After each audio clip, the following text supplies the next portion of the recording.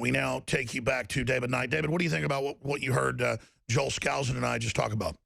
Well, Alex, I think that clearly Trump's remarks, I think, will actually make him more popular. I'm surprised to see that it wasn't covered at all by most people. We covered a little bit, but most of the press did not talk about Rand Paul when he introduced a bill to do precisely what Donald Trump said he would do last night. The difference is that Rand Paul's bill was more focused, more carefully worded. It wasn't controversial and just didn't get the press exposure. And, of course, he only had 9 senators join with him to do that. Basically, what it would do is suspend the issuance of visas to refugees from Syria and up to 30 other countries unless they had strict background checks. He introduced that bill back in November 16th. That makes sense. Yeah, he introduced that. And here's the difference. Here's the difference that we're hearing from a lot of people.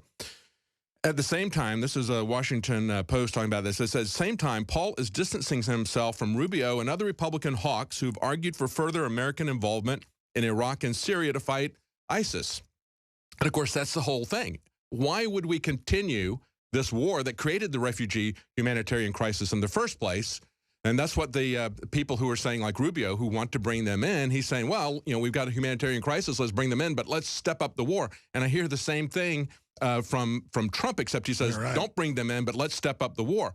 I think the appropriate thing to do is to stop this war that we started, and we all understand that Obama created ISIS, that he created this whole thing. That's the elephant in the room. The elephant in the room is Western governments started this whole thing. End it now. Yes, yes.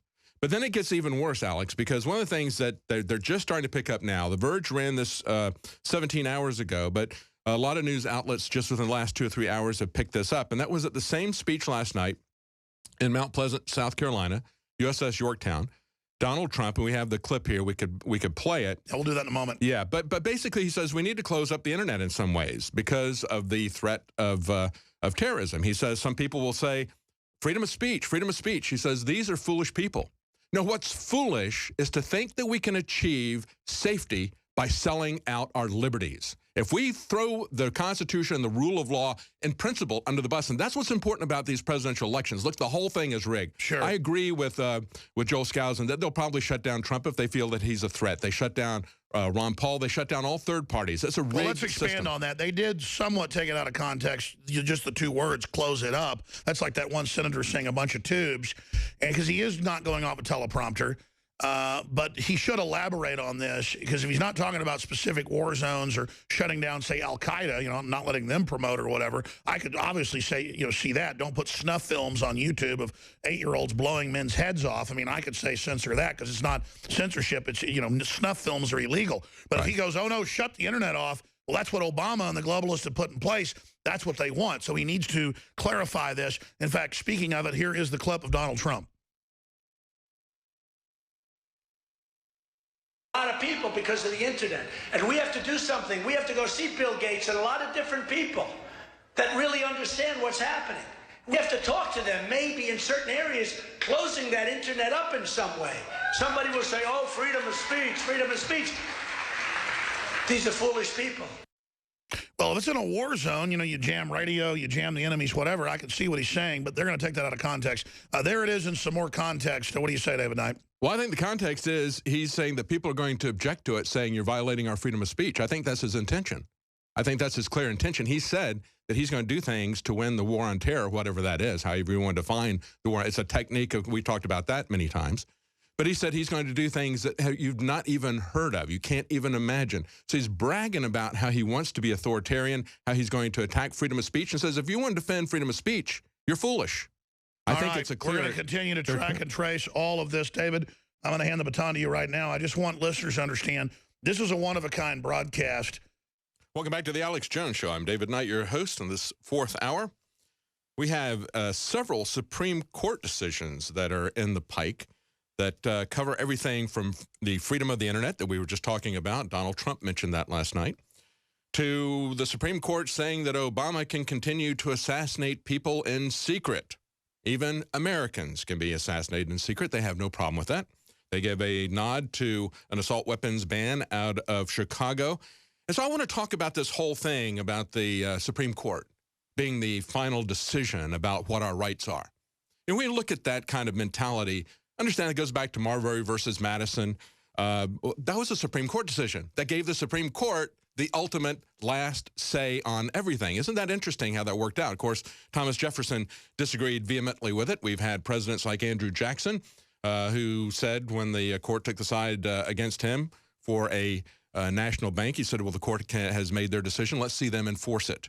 So we, at one point in time, we did have an independent executive branch, an independent Congress that did what they were told, and we had a Supreme Court that would try to assert its power, but it really didn't have the authority to do that.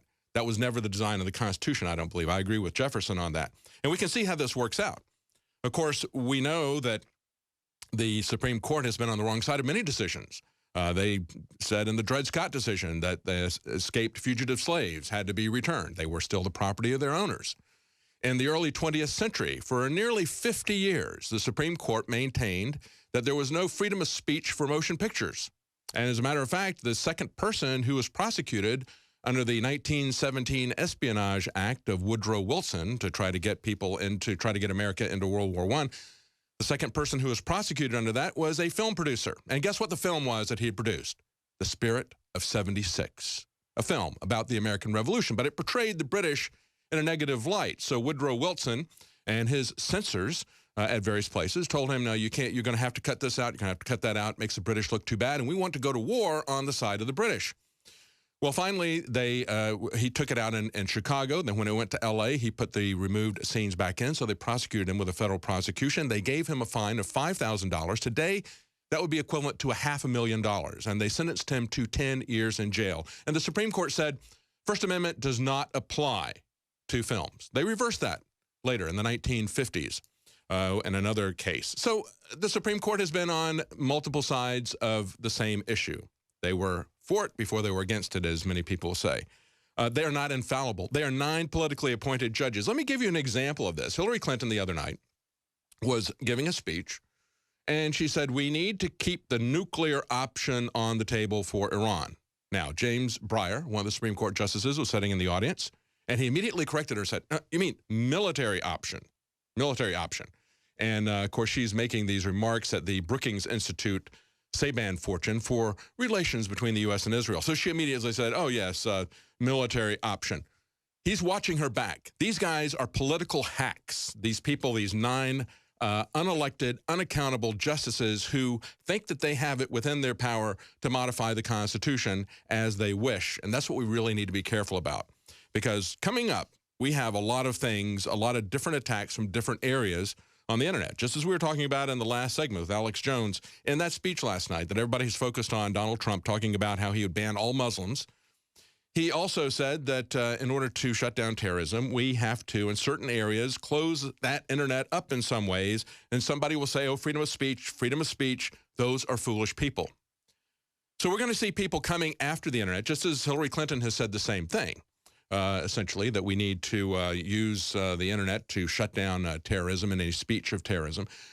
We have seen they're going to try to argue for censorship of the internet based on protecting us from terrorism. They're going to argue for it on the basis of copyright. Of course, it was a story that we had back at the beginning of November, shortly after Matt Drudge came here and gave the interview where he said Supreme Court justice told him they've got the votes to shut down the internet, just shut down hyperlinks. And of course, they're openly talking about doing that in the European Commission. The European Commission prepared, and this was reported by Kurt Nemo back in November 9th, the European Commission is preparing a frontal attack on the hyperlink, the basic building block of the internet. That's how we link to things. And he points out this is based on an absurd idea that just won't die, making search engines and news portals pay media companies to promote their freely accessible articles. Now, understand that this is something that isn't just going to shut down freedom of speech. It isn't just going to shut down Matt Drudge. It's going to shut down you. You are not going to be able to have a political discourse with people, even on Facebook, where you say, well, I read this article over here. I read that article. No, they'll come after you for copyright protection. So they're going to come after you for copyright protection. They're going to come after you telling you that they're going to make you safe if you'll just hand over all of your liberties to the man in the White House. That is the greatest thing to fear. That is the greatest danger. That is the mindset of a slave. If you think you're going to elect somebody for president and they're going to protect you after they take away your liberty. Stay with us. We'll be right back.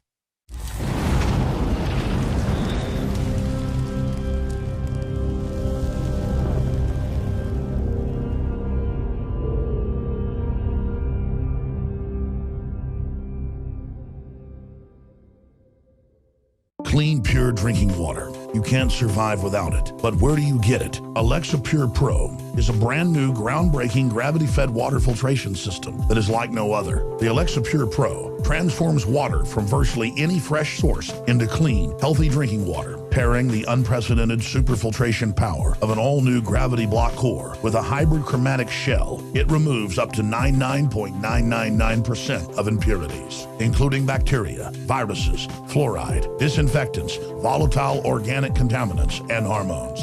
Filter capacity up to 5,000 gallons. Stainless steel construction. Easy assembly. Low maintenance. Replacement filters are simple to install. And now, as part of an exclusive limited time introductory offer, you can save $20 off the retail price and get free shipping. This is a limited time offer, so order your unit today and receive free shipping and $20 off. Go to InfoWarsStore.com or call 888-253-3139.